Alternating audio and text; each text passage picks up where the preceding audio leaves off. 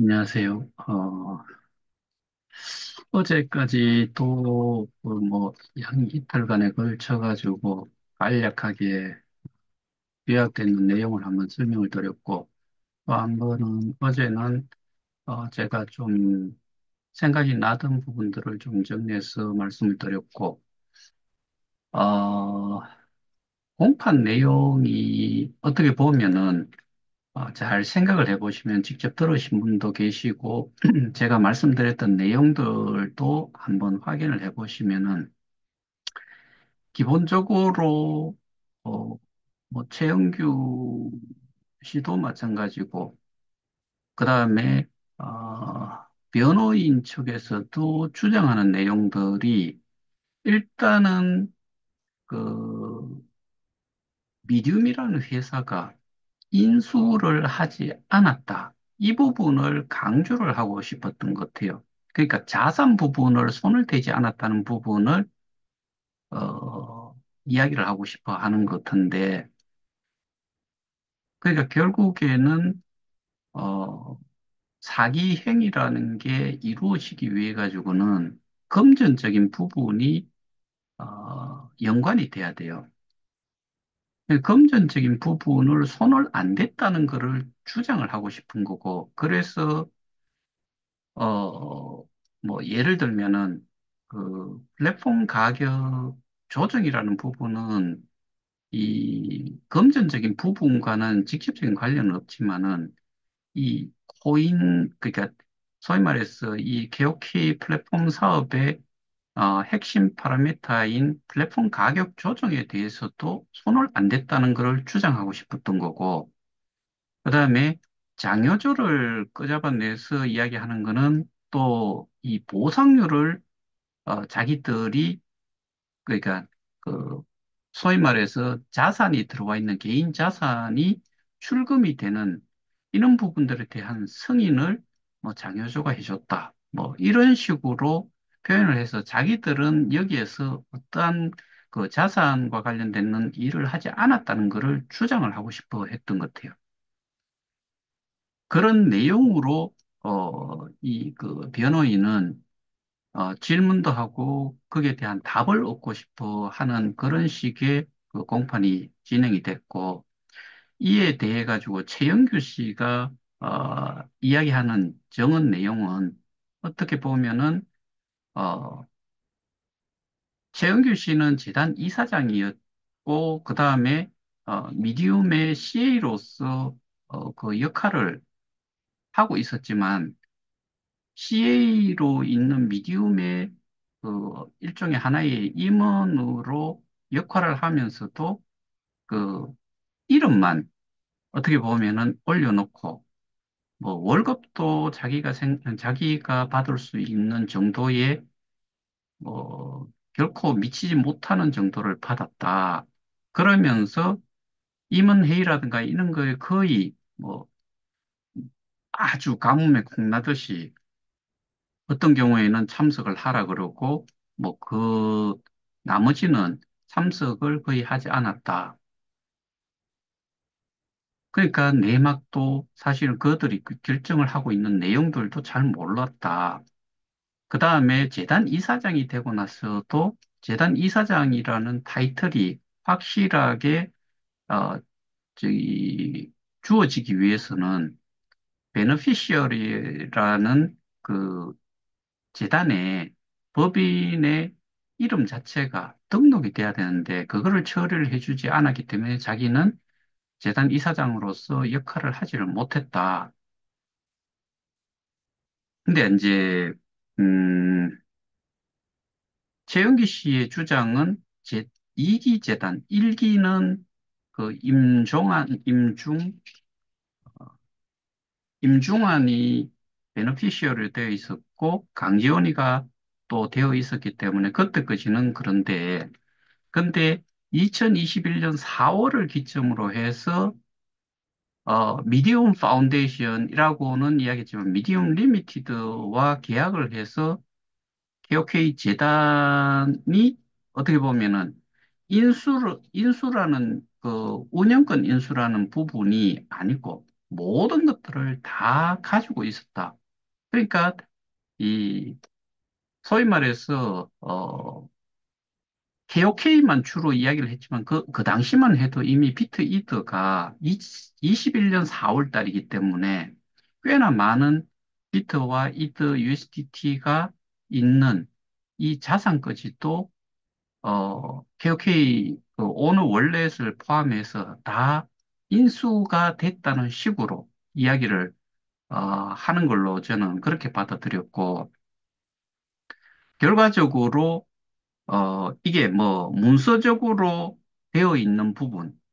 니들은 계속해서 이야기를 하는 게 운영권 인수를 했기 때문에 자산과 관련된 부분, 그 다음에 이 플랫폼 가격 조정이라든가 이런 부분은 관여를 하지 않았다는 주장을 어떻게 보면은 최영기 씨의 이야기를 통해서 어제도 제가 말씀드렸지만은 박성준의 같은 경우에는 플랫폼 가격이 이렇게 그 2022년도에 넘어와 가지고 2022년 그러니까 2월 이후 그 시점은 모르겠지만은 플랫폼 가격과 거래소의 가격이 이렇게 어 플랫폼 가격에서 플랫폼 가격이 여기에 있는데 거래소의 가격이 붙어 있다가 쭉 떨어져 내려가 이렇게 격차를 쭉 벌리고 있는 상태에서 박성준이는 플랫폼 가격을 더 올려야 된다는 주장을 했다는 거고,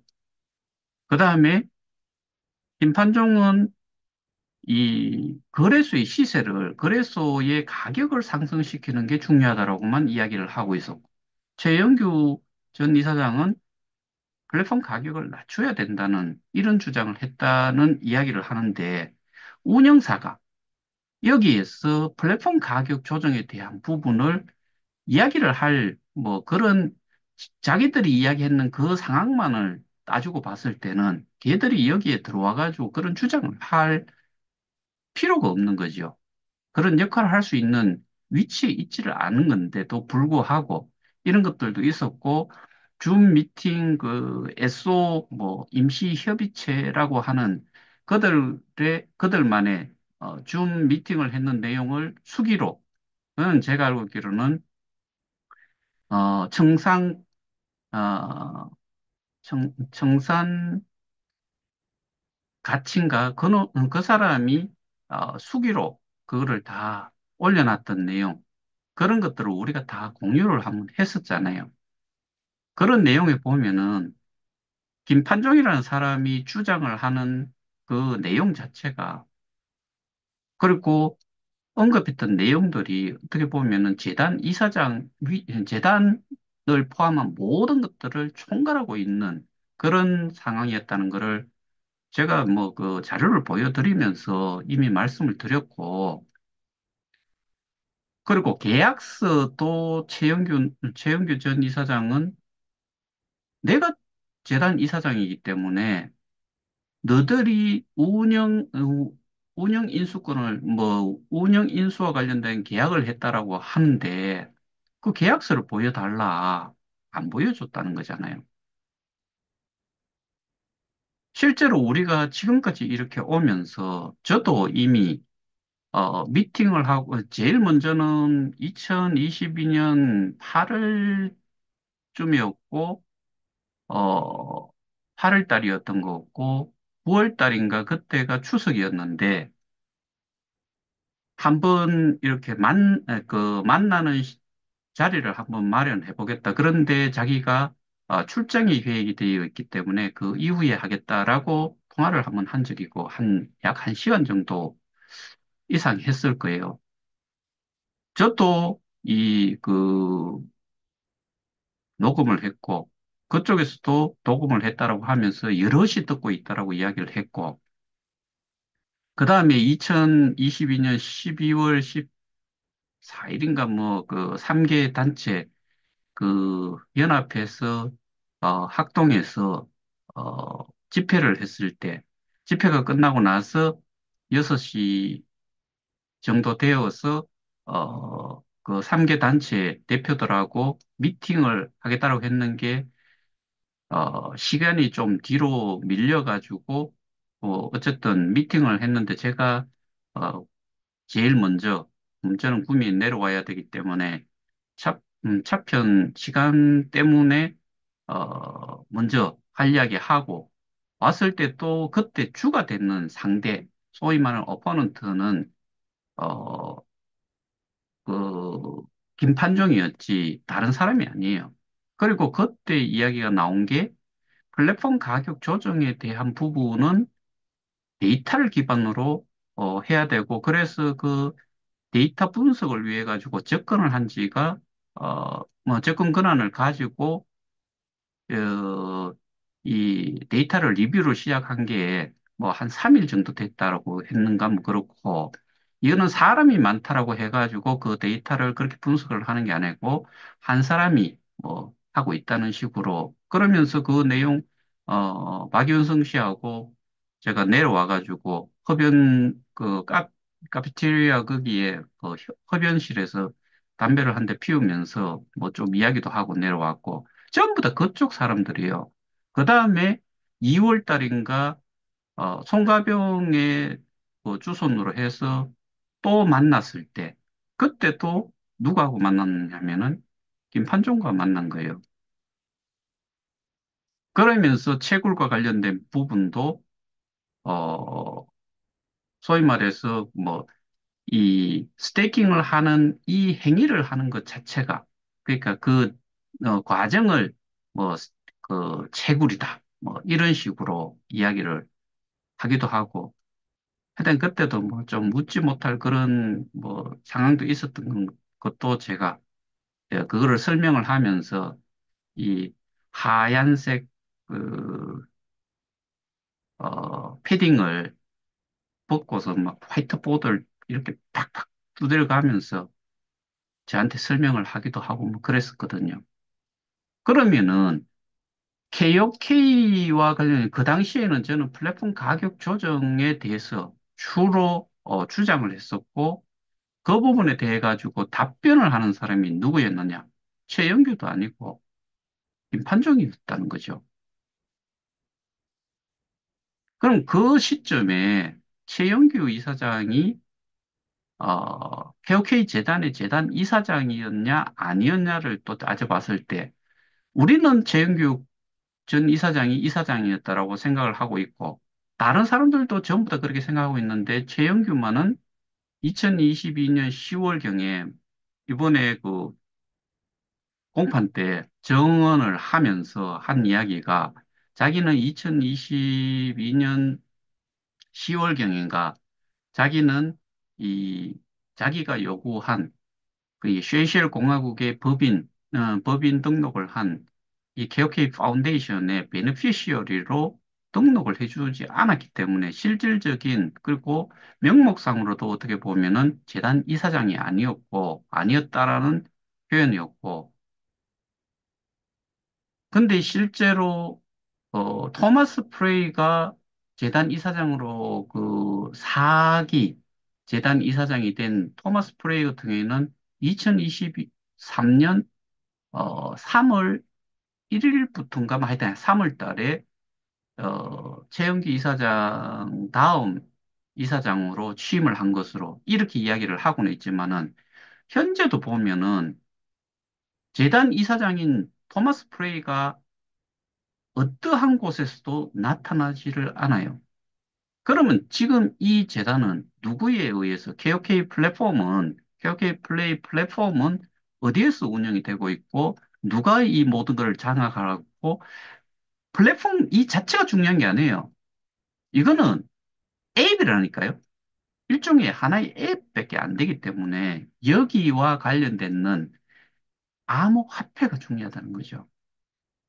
그게 우리는 에셋이라고 표현을 하잖아요. 자산이라는 거죠. 그거를 누가 가지고 있느냐? 그걸 우리는, 제가 여기서 100% 말씀을 다 드릴 수는 없지만은, 경찰에서 뭔 행위를 했어요? 이 수사를 위해서 뭘 했어요? 그리고 확인되는 걸 뭘 또 가지고 있어요? 누구를 통해서? 이런 것들을 생각을 하면은 이 재단의 역할을 누가 했는지, 그리고 재단의 역할을 한다는 것은 자산을 가지고 있어야 돼요. 재단의 역할이라는 것은 코인과 관련되는 정책에 관련되는 것을 또 해야 돼요. 사업과 관련된 것을 해야 돼요. 그리고 실질적인 재무제표라든가 뭐 소위 말하는 일종의 그쪽에서는 운영을 하면서 제가 어제도 말씀을 드렸다시피 뭐 그 콘텐츠 구독권 이런 거부터 쇼핑몰 그 운영했는 거에 대한 그 사업과 관련되는 이 매출 이런 것들 정리를 누가 했느냐. 그리고 제가 계속해서 말씀드린 것 중에 하나가 저기 변호사가 그쪽에서 이야기하는데 아 제가 지난번에 보여드렸던 블록체인 투데이인가 몇 개 이제 기사가 나왔는 것 중에서 매출과 관련되는 부분 그 부분을 이렇게 들여다보시면은 또 똑같은 이야기를 변호사가 해요. 매출 처가, 한국도로공사, 조폐공사, 뭐, 블록체인 분야, 이렇게 이야기를 해요. 그렇게 해서 그 매출처를 통해 가지고, 2021년 상반기까지는 어떻게 보면 상반기를 기점으로 해서 자본 잠시 상태에서 흑자 전환을 했다라고 이야기를 해요. 근데 KOK에서 줄 수 있는 거는 KOK 파운데이션은 재단에서는 돈을 가지고서 운영을 하는 쪽이 아니에요. 기본적으로. 그리고 KOK 재단이라는 재단 건물도 없고 재단에 이사장이 있고 뭐 있다 손 치더라도 그러니까 최영규 이사장이 재단을 이끌고 있었을 때 월급조로 받았는 것 자체를 저는 분명히 듣기로는 3천, 2천 뭐 이런 식으로 들었는데 어제 이야기하는 엊그제 이야기하는 내용으로는 한 600만 원 받았다. 운영비는 어떻게 받았느냐? 운영비는 USDT로 받았다. 한 2만 5천 달러, 뭐 3만 달러 이 정도를 받았다라고 이야기를 해요. 그러면은 누구로부터 받았느냐? 미디움으로부터 받았다는 거예요. 누가 가지고 있다는 거예요? USDT를 그 회사가, 미디움이라는 회사가 USDT를 사가지고 줄 이유가 주지를 않았을 거예요. 그러면 스태킹 되어 있던 게 나갔다는 이야기인데, 스태킹 되어 있던 게 운영비로 써야 되느냐? 최영기 사장이 이야기했잖아요. 5억 개 정도가, 백스상의 5억 개 정도가 운영비로 사용을 하도록 배분이 되어 있는 그 할당량을 가지고서 운영을 한다라고 했는데, 거기에서 나간 것도 아니고, 그, USDT로 받았다. 그러면 스태킹 되어 있던, 우리가 스태킹을 했던 자산을 써먹은 거잖아요. 이 또한 배임행위다. 그 다음에 KOK로 우리가, 어, 이 콘텐츠 이용 구독권을, 어, 사고 했을 때 그 지불을 한 거는 KOK였다. 그 다음에 쇼핑몰과 관련해서도 우리가 지불하는 거는 KOK였다. 그럼 KOK를 가지고서 뭐 한 1년 가까이, 1년 정도 뭐 전후되는 기간 동안에 105억 정도의 매출을 올렸다고 하는데 그 105억이라는 그 자체를 KOK를 팔아서 매출을 올렸느냐. 그걸 팔아서 했다라고 하면은 그 운영을 누가 했느냐? 김동우가 했다. 김동우는 어느 소속이냐? 미디움 소속이다. 그러면은 김판종이가 이야기한 대로라고 하면은 우리가 공지사항에서도 봤고 그다음에 SO 협의체 줌에서도 이야기했다시피 그들은 KOK를 한 개도 쓰지 않았다. 한 개도 거래소로 내보내지를 않았다. 말이 하나도 안 맞아요.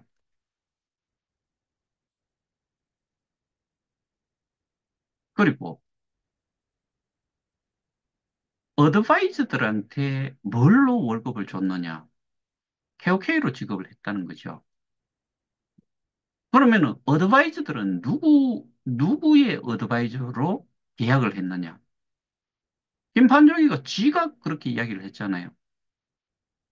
미디움과 계약을 한 거지, KOK 재단과 계약을 한 게 아니다. 근데 왜 KOK로 주느냐? 웃기잖아요. 그 다음에 콘텐츠를 소싱을 하고 콘텐츠를 쓰잘데기도 없는 뭐 시크릿 가든 뭐 저희 우리 같은 경우는 거의 보지 않아요. 그걸 보기 위해서 몇만 명이 구독권을 샀느냐? 아니라 이거예요. 제가 어제도 말씀드렸다시피 저 같은 경우에도 여러분들도 그렇게 표현들을 했을 거예요. 4.57개를 그 당시에 KOK 이 플랫폼 가격을 기준으로 보면 32달러 정도 됐을 거예요. 근데 이거를 볼 게 있어가지고 그걸 했느냐? 아니고 320달러 정도에 해당이 되는 이 우리가 보상을 받을 수 있는 200%에 해당이 되는 거를 조금 더 200%가 아니고 200%에서 320달러만큼을 더 받을 수 있는 이 200% 이상 여기 뭐 어, 퍼센테이지를 사람마다 다 다를 거니까 그러면 그만큼이 더 늘어나도록 하기 위해서 보상을 받을 수 있는 그 룸이 여유가 좀 더 생기도록 하기 위해서 했던 것뿐이지 우리가 그 콘텐츠가 대단한 거라서 본 게 아니다. 그러면 그 콘텐츠들을 김동우 이야기대로 하자면은 그거를 콘텐츠 프로바이더로부터 그들과 계약을 해서 돈을 지급을 해야 되는데 그 돈은 어디에서 나가야 되느냐? 그거는 또 현금으로만 줘야 돼요. KOK 받지 않았을 거예요. 그럼 그 현금을 뭘로 만들었을까? 그들이 이야기한 대로 하면은 KOK는 한 개도 나오지 않았고, 그럼 그거를 지들이 이 매출도 제대로 올리는 사업 자체가 저는 아니다라고 제 개인적으로 확신을 가지고 있어요. 그럼 뭘로 그 돈들을 충당을 했을까? 우리 지갑에서 깨잡아냈을 거예요. 소위 말하는 스테이킹 지갑에서 우리가 스테이킹 했던 그 지갑에서 깨잡아내서 썼을 거라고. 그럼 그 돈을 많이 줬을까? 그는 거의 뭐 어떻게 보면은 이 인기도 자체가 소위 말해서 올드화 되어 있기 때문에 거의 뭐 보는 사람이 좀 정말 볼만할 거고 재탕 삼탕 뭐 여러 차례 볼 수 있는 그런 거냐라고 했을 때 그거 보지 않았을 거예요. 그럼 그거 빌리는 비용, 소위 말해서 그거를 우리 앱에다 올려놔놓고 보도록 해서 수익이 나는 부분 이런 거를 감안을 했을 때 그 콘텐츠를 공급해주는 쪽에서 돈을 몇 천만을 받았을까? 아니죠. 이런 것들을 다 종합해서 생각을 해보면은 콘텐츠라는 부분도 분명히 이야기를 하지만은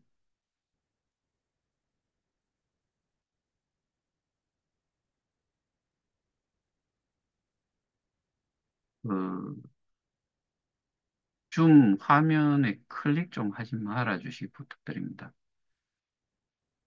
콘텐츠 이런 것들부터 뭐 그다음에 유지 보수 뭐 개발 뭐 별의별 이야기들을 다 하는데 그 모든 기능들을 누가 가지고 있었는지를 지금 제가 말씀드렸던 설명드렸던 내용들을 토대로 생각을 해보면은 계약서 내용이 어쨌든 그와도 상관없이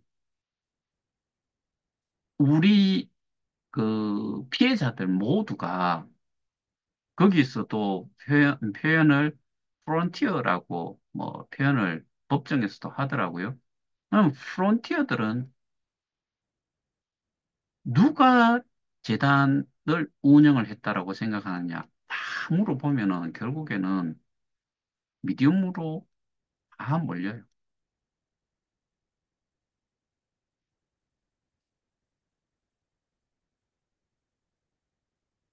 그러면은 사기와 관련해서 또 이제 뭐 주장이 사기와 관련되는 소위 말해서 지금 재판이 이루어지고 있는 건 방문 판매법 위반과 관련해 한 번도 저는 들은 적이 없어요. 유사수신과 관련해서도 들은 바가 없어요. 공판에서 이야기가 되고 있는 거는 그냥 사기예요. 근데 기망에 대한 부분을 어디 어디에다가 그 기망이라는 부분을 가지고서 이 그 투자금을 소위 말해 스테이킹을 할 때까지 어떤 기망을 해서 했는지 여기에 대한 부분을 이야기들을 하지 않고 있어요.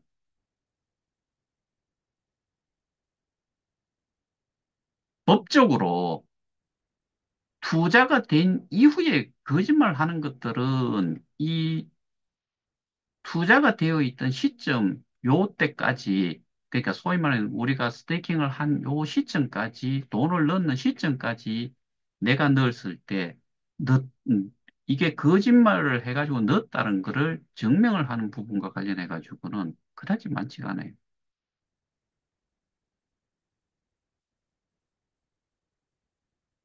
제 기억에 그런 식으로 가지고 그거를 쟁점화하는 내용을 저는 기억이 없어요.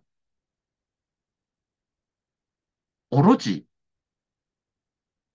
내용 자체가 피고인 변호인은 여기에 그 재단의 역할, 소위 말해서 인수가 자산을 포함한 이런 정책과 관련되는 부분을 하지 않았다. 자기들은 운영, 인수, 콘텐츠, 소싱 뭐 이런 것만 했다. 그것만 주장을 하고 있는 거예요. 그거를 주장을 하기 위해서 정인을 상대로 변호사는 그거를 줄줄줄 읽으면서 이야기해요.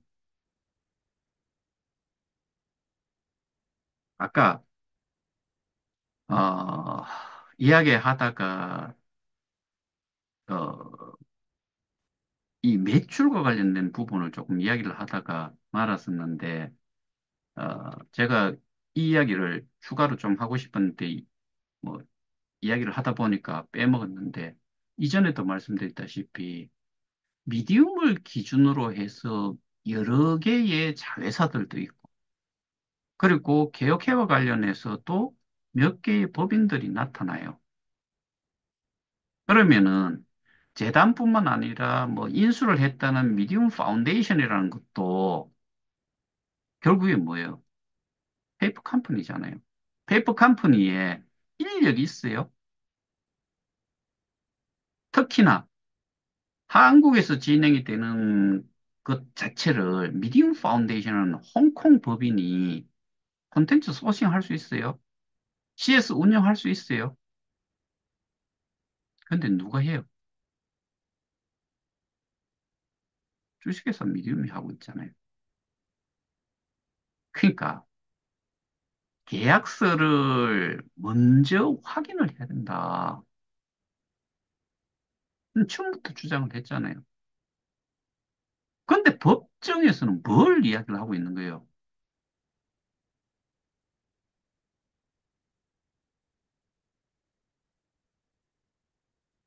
그다음에 지금 한간에 뭐 많이 떠드는 이야기, 그러니까 이제 뭐 얼마 전에도 제가 그 녹취 내용을 가지고서 뭐 말씀을 좀 드렸었는데, 그러니까 그 경찰에서 그런 식으로 이야기를 하는 것 같은데 압류를 했다. 누구의 자산을? 7성, 8성, 6성들의 그 자산을 압류를 했다. 그게 4천억에서 5천억 된다. 그런데 그 4천억, 5천억이 뭐 어떤 사람은 비트 이드가 뭐 대부분이다. 뭐 몇 배가 뛰어서 그렇다. 뭐 그런 이야기들도 하긴 하는데 그게 예를 들어서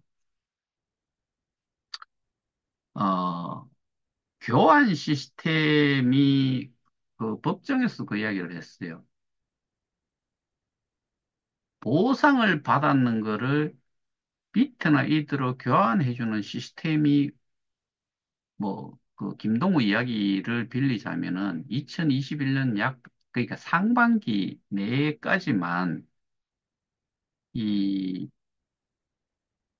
교환 시스템이 있었고 그 이후에는 없었다. 그럼 그 전에 받았던 사람들이 예를 들어 가지고 내가 몇 개를 받았는데 KOK의 가치가 얼마 안 되는 거에서 보상을 받았고 그 보상받은 거를 비트나 이더로 교환을 했다. 그게 지금 몇 배가 올라가지고 그래서 지금 몇 천억이 됐다. 이런 이야기, 이런 주장을 하는 사람들도 있더라고요. 그런데 저도 뭐 확실하게 어, 저 같은 경우는 사실 믿지 않아요.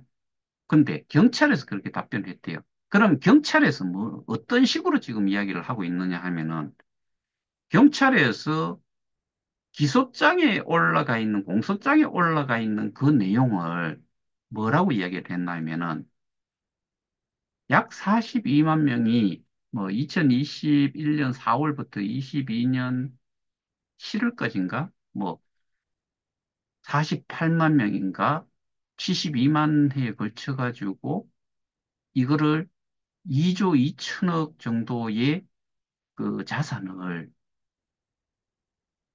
돈을 받아가지고 가상자산으로 바꿔서 투자를 했다. 뭐 이런 식으로 기소장 내용이 들어가 있잖아요.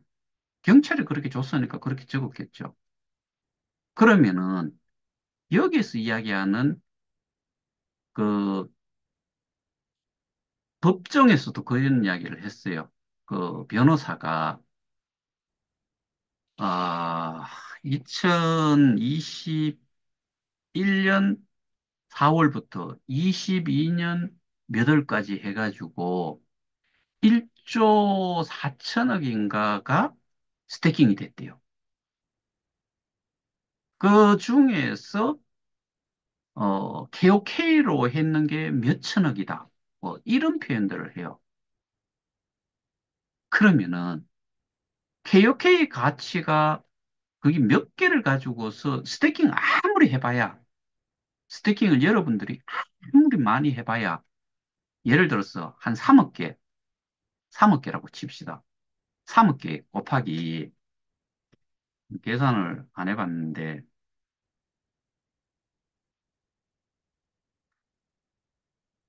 이런 식의 계산이에요. 3억 개 곱하기 점 0002라고 하면은 6만 불이에요. 6만 불. 6만 달러. 얼마냐? 7천, 한 8천만 원 가까이 밖에 안 돼요. 이거를 얼마로 이야기하는 거예요? 1조. 그 다음에 저기 써놨는 내용으로 2조 2천억이래요.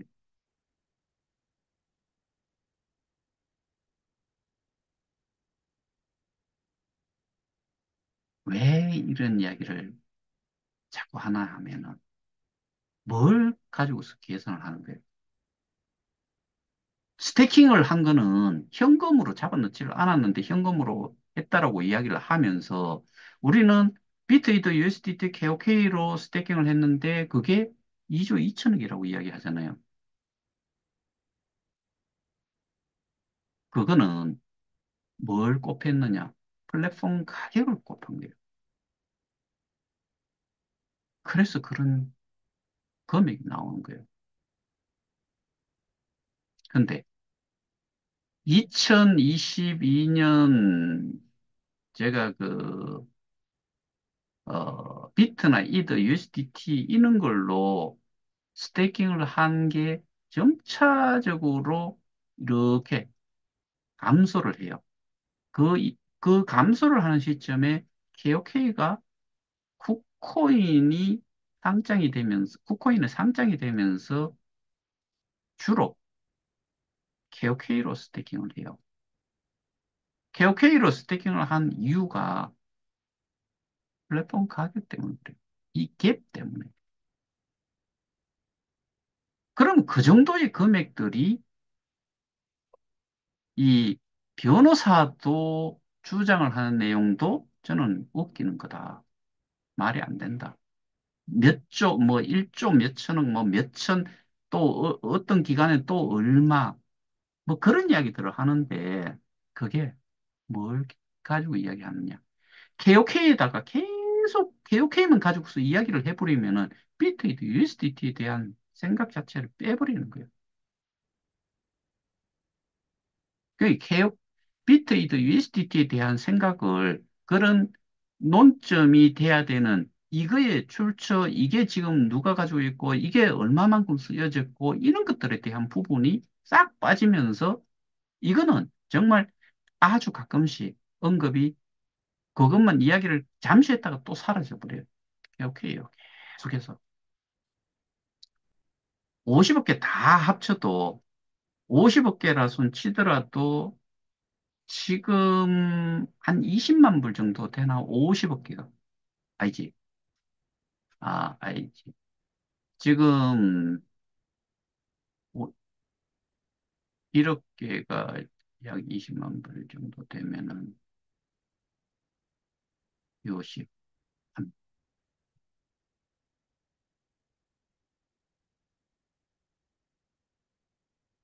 한 몇십억 정도 되죠.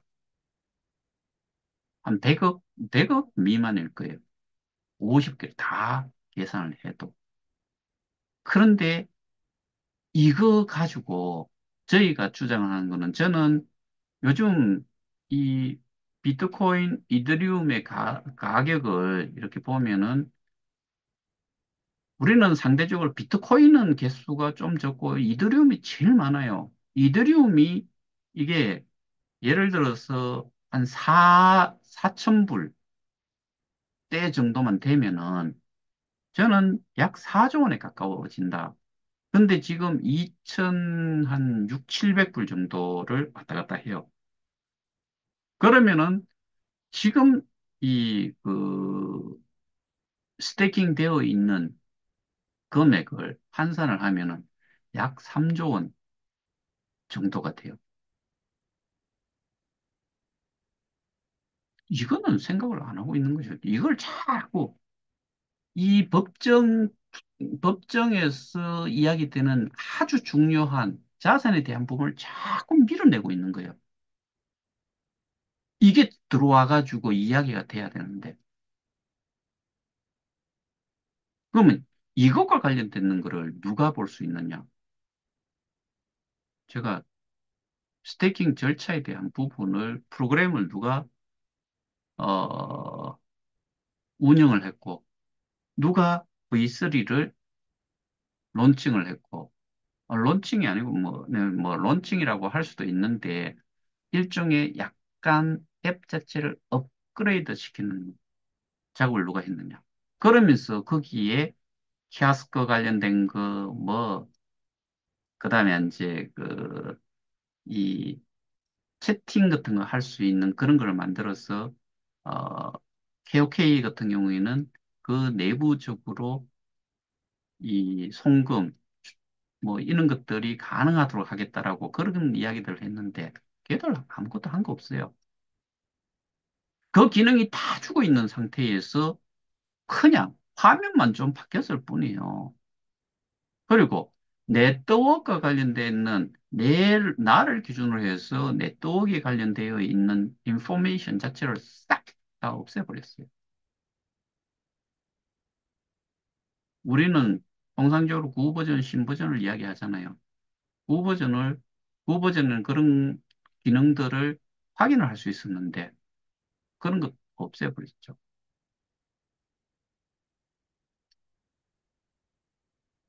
그리고 스테이킹이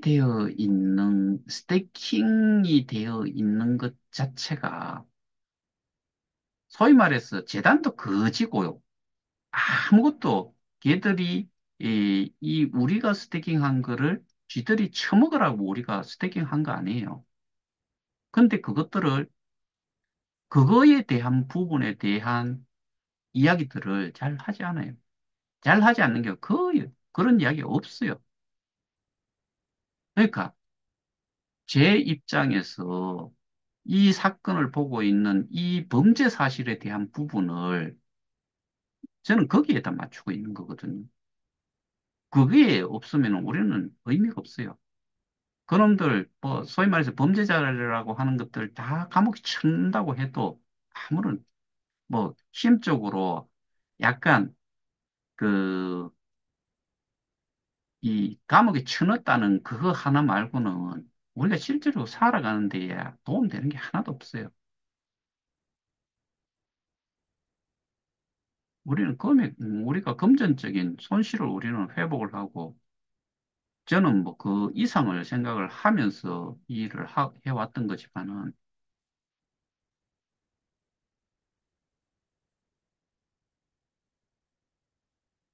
제가 요즘, 어, 개인적으로 뭐 자꾸 이제 그 카톡이라든가 뭐 오픈 채팅방에 좀 들어올 수 있도록 해줬으면 좋겠다라고 뭐 이 솔솔찮게 사람들이 계속 개별적으로 연락들이 와요. 근데 저는 뭐 그렇게 한다고 해요. 그 사람들은 그 개인적으로는 지금까지 뭐 하다가 그랬는지 모르겠지만은 이제 와서 제가 그 사람들한테 뭔가를 다시 추가로 설명을 하고 개인적으로 또 우리 협의회방이라는 여기 채팅방 한 개를 어떻게 보면 유지를 하고 있는데 거기에 넣을 이유도 없고 이 사람들이 어떻게들 생각을 하나 하면은 니 혼자 찌지고 볶고 실컷 하다가 니가 좀 어느 정도 되고 또 뭐 한동안 계속 욕지거리만 하다가 서리슬쩍 이 패턴을 바꾸는 사람들도 있어요. 그러니까 패턴이 아니고 서리슬쩍 이제 기존에 있던 데서 활동하다가 그게 아닌 것 같으니까 이리로 스르르 서리슬쩍 말 담그려고 하는 사람들이 있어요. 말을 담그든 말든 그거와 상관없이 제가 이렇게 지속적으로 영상을 올리고 하는 내용은 여러분들도 잘 아시다시피 KOK와 관련된 피해와 관련된 내용 이것과 관련해 가지고 어느 누구도 어떠한 장소 제약 없이 볼 수 있는 거는 사실은 제 영상 하나밖에 없죠.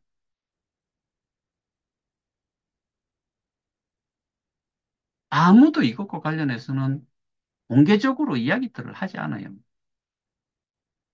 기존에 많이 하던 것들은 소위 말해서 한 거 없이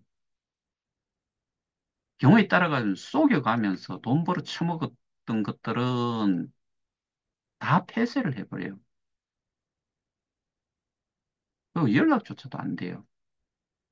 그리고 관심도 없어요.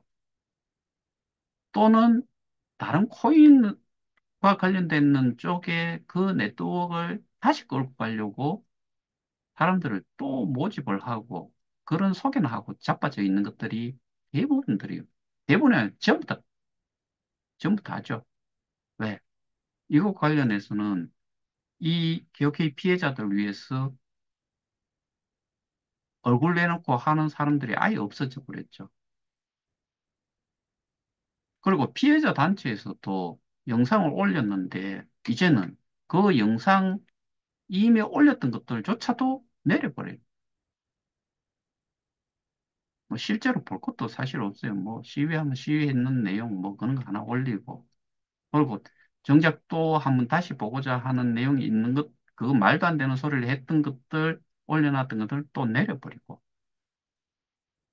우리가 제 영상은 일반인이 보지 않아요. 볼 이유가 없어요. 그 저를 비방하던 사람들처럼 뭐 노숙인 거고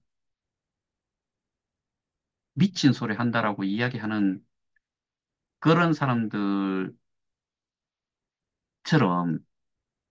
이런 내용을 한다고 해가지고 흥미거리로 들을 사람이 없어요. 누구만 듣느냐. KOK라는 검색어를 치는 사람들은 피해자들밖에 없어요.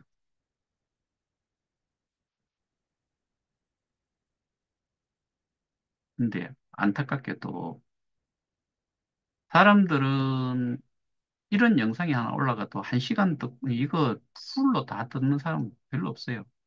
정말 잘하는 사람들, 제가 어, 유일하게 제가 아는 내용 거의 한 8, 90%를 시어를 하는 그 사람 같은 경우에도 제 영상을 경우에 따라서는 미국에 있지만은 두세 번을 듣는데요.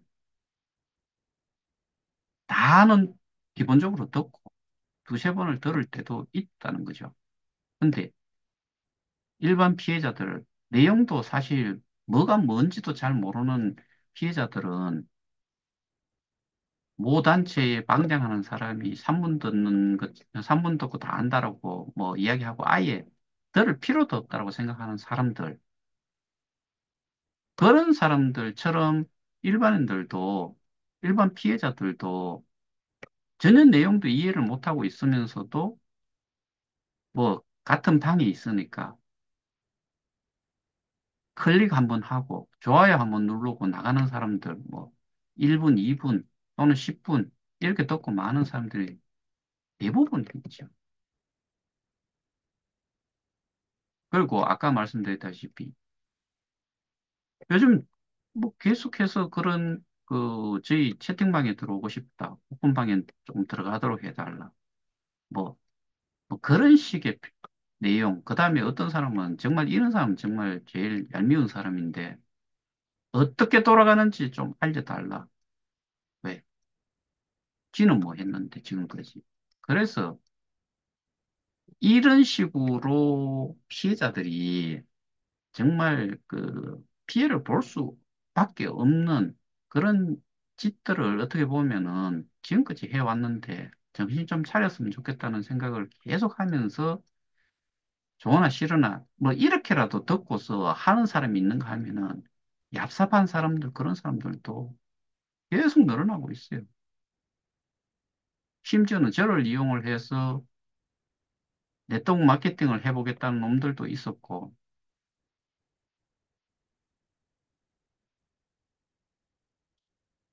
지도 잘 모르는 거 속에 뭐 저한테 뭐 그런 인포메이션 줘요. 보면은 제가 늘 하고 싶은 이야기는 네가 이 내용에 대해 가지고 설명을 할 수 있느냐?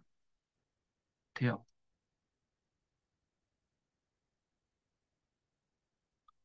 뒷부분은 제가 아, 앞부분에서 말씀드렸던 이런 내용들을 알기 위해서는 내용이라도 좀 똑바로 듣고 응원하지 마세요. 응원 안 해도 돼요. 도움 되는 것도 아니고 귀찮게 안 했으면 좋겠고 이런 내용이라도 제대로 좀 듣고 필요시에는 결집을 하는 데에 힘을 모으고 뭐 비대위도 요즘 뭐 이 재판을 통해서 이 법적인 대응을 저희와 같이 해야 된다는 쪽으로 선회한 사람들이 계속 생기고 있는 것 같아요. 내용을 듣다 보면은 당연히 그렇게 생각하는 게 맞는데 지금까지는 제가 이번 법정에서도 잡을고 소위 말해서 졸고 왔다 갔다 하고 뭐 변호사도 왔다 갔다 하고 뭐 사람들이 이 내용도 잘 안 듣기는데 뭐 보시닥대거나 뭐 전화기조차도 끄지도 않아가지고 뭐 이 흐름도 끊어버리고 정말 이 집중을 못할 정도로 뭐 시키는 그런 사람들도 거기 와가지고 그 자리 그 배석한다고 방청한다고 도움되는 게 아니잖아요. 근데 보면은 저희 측 사람들은 뭐 그런 사람들은 못 봤는데 제가 그 방청을 하면서 피해자라는 사람들이 그러고 있어요. 한 개라도 좀 제대로 들으려고 귀를 쫑긋 하고 뭔 내용인지 질문을 뭘로 하고 답을 어떻게 하고 그 질문한 의도가 뭐고 이런 것들을 좀 파악을 하려고 노력들을 해야 되는데 그러지를 않아요. 제가 최영규 씨 나올 때 박수 치는 거 보면서 제가 기가 찬다라고 말씀을 드렸잖아요. 사람들이 줏대도 없고 줏대라기보다는 아예 그 내용 자체를 파악을 못하고 있다가 그걸 이제 그 리더격에 있는 사람들이 그렇게 또 공지를 했겠죠. 그동안에는 시위든 언론이든 방송이든 뭐 저 단톡방이든 엄청나게 비난하고 제일 나쁜 놈이다라고 이야기를 했던 사람이죠. 근데 그 사람이 나왔는데 왜 박수를 쳐요?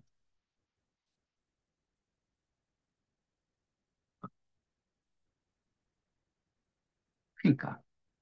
그리고 그 사람을 고소를 해가지고 송치까지 했잖아요. 송치까지 되어 있잖아요.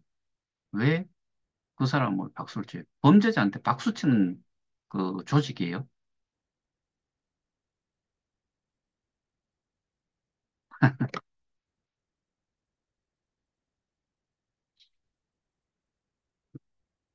그래서 제가 이렇게 올리는 내용, 뭐, 제 말이 100% 맞다라고 말씀드리는 것도 아니고, 어, 그 상황에 대한 저의 의견을 피해자 입장에서 말씀을 드리고, 그리고 저는 어떻게 보면은 그쪽 단체의 뭐, 그, 사람들보다는 좀 더 집중해서 지금까지 해 왔거든요. 소위 말해서 올인 원을 했어요. 하나에다가 모든 것들을 다 투입을 해서 다른 거 신경 쓰지 않고 이것만 일을 해왔기 때문에 이 그 보는 눈이라든가 뭐 내용 파악이라든가 이런 게 제 스스로는 다른 조직이든 다른 사람들보다 그런 부분에서는 훨씬 더 강점이 있다. 그래서 매일같이 사실 이 줌 뭐 하고 있는데 개인 노력에 비해 가지고 그리고 공짜로 주는 이 어, 내용조차도 제대로 보지 않고 뭐 기존에 좀 들었던 그 동량했던 그 정보만 가지고서 그냥 주장하고 있으니까 참 답답하죠. 자, 오늘은 이 정도로 그 말씀을 좀 드리고 오늘 내용, 어제 내용, 엊그제 내용, 이전의 내용 전부 다를 좀, 어, 딱 묶어서 말씀을 하나 드리자면은 저는 이 업무상 배임으로 사무를 처리하는 조직 집단이 누구였으며 그들이 가지고 있었던 게 뭐가 포함이 되어 있기 때문에 이게 업무상 배임이 되고 그거를 어, 뺐었기 때문에 업무상 배임이다라고 저는 이야기를 하고 있는 거고, 다른 쪽에서는 그냥 금융적인 피해로 기망행위를 누가 어떻게 해가지고 여기에 넣었는지 그거를 증명을 할 수 있어야 되는데, 그런 게 안 된 상태에서 금전적인 손실을 봤다는 것 자체 하나를 가지고서 그들 머릿속에 떠오르는 거는 사기, 이것밖에 없으니까 그냥 사기다. 예전에는 송가병, 최영규 이런 사람들이 주범이라 했다가 지금은 기소가 돼 있는 사람은 재판을 받고 있는 사람은 한 명뿐이다. 임판정이다.